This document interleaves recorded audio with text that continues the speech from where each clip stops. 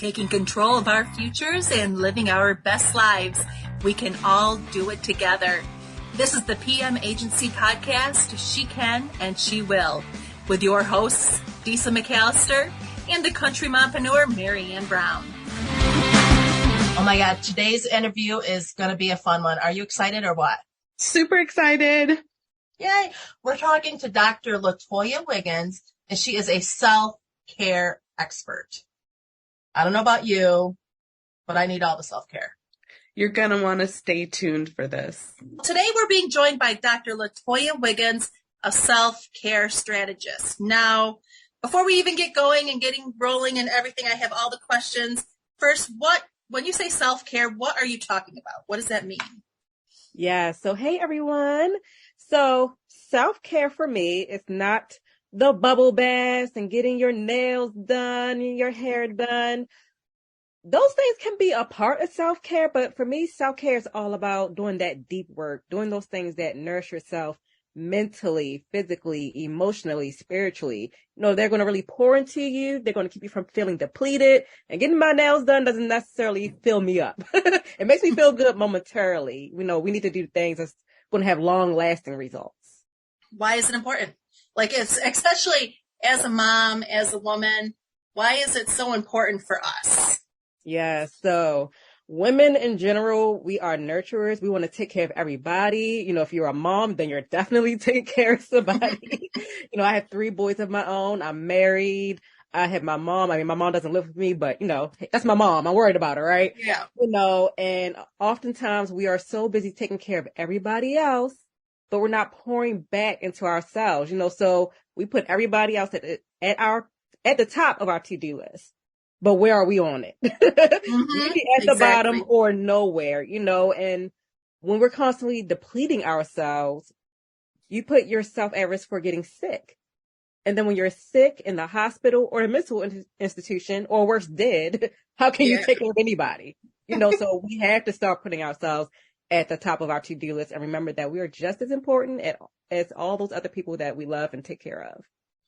Yeah, and I don't know about you, but when everybody else in the house is sick, my husband's sick, the kids are sick, I may be sick, but I'm not sick. Like, exactly. I have to do all the things still. Right, you don't even have time to actually rest so you can get well. Exactly. So getting sick is one of the things. What else can occur when you neglect yourself and don't worry about yourself? Yeah, so a lot of that can turn into bitterness, resentment, especially towards those people you love. You know, and we don't want those things to happen. We don't want to resent or feel bitter or have these bad characteristics or behaviors, I should say. You know, we may get cranky and grumpy, irritated, frustrated. I always often say, I feel like I'm a ticking time bomb waiting to explode when I'm not pouring back into myself, you know, so then I'm not being the person that I want to be, you know, a good person.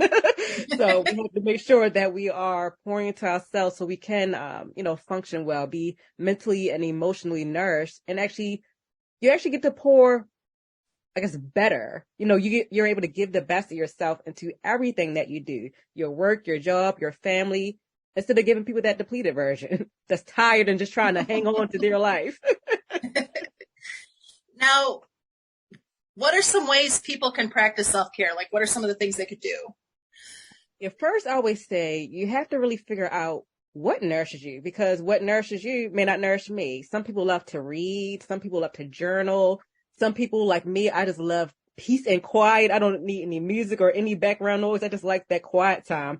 You know, exercising, even when it comes to exercising, you have to find what works for you. My husband loves to jog. I do not like to run at all, but you can catch me in a step class, you know, a step class or, anything with dancing. So you have to really find out what works for you and then take time out to do those things. So even if all you have is 5 minutes is better than nothing, and it adds up, you know, so you start with 5 and then can add on. Okay, I'm getting used to this. Let me add on, you know, to 10 minutes, 30 minutes, or 1 day a week to 5 days a week. You know, you just start where you are, get consistent, and then progress.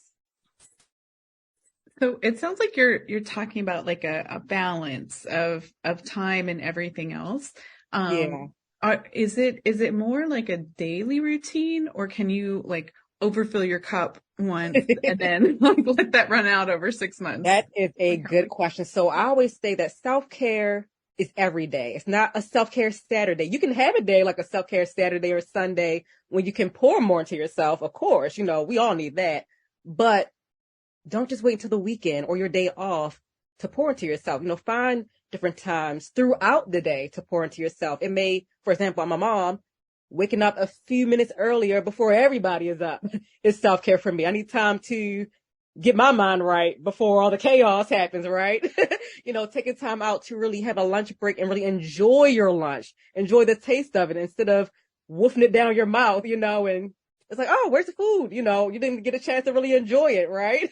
So really just taking time out to really relax or do something that's nourishing. You could be working and listening to some uplifting music or something that's upbeat, so find those different things that you can do throughout the day. Don't just wait to the end of the night or, like I said, the weekend or next month till you get a vacation. Find something small to do each and every day.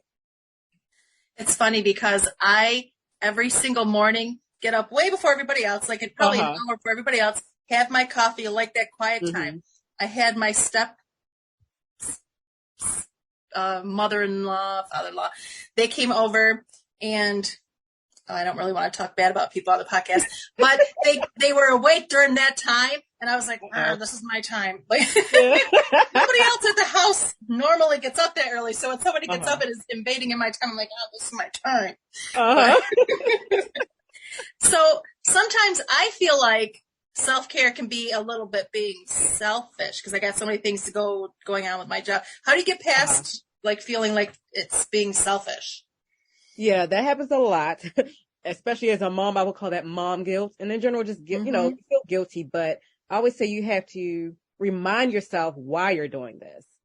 Am I really being selfish or I'm really just trying to make sure that, I'm calm. So then, for example, like when your, I think you say in-laws were over there,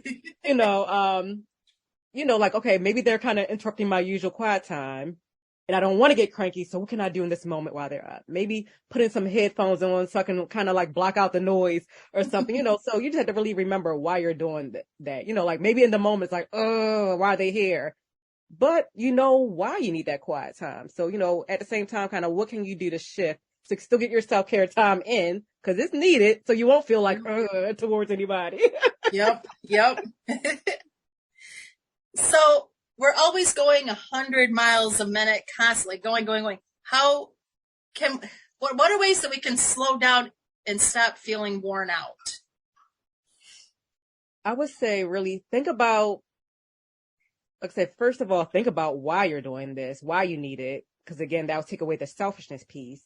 And then just think of different things that you need. You may not necessarily need to feel like you need to rush. You may like to be high energy type of person, be around other people. You don't like to be alone, but just really think about what do you need? You may some people like to cook.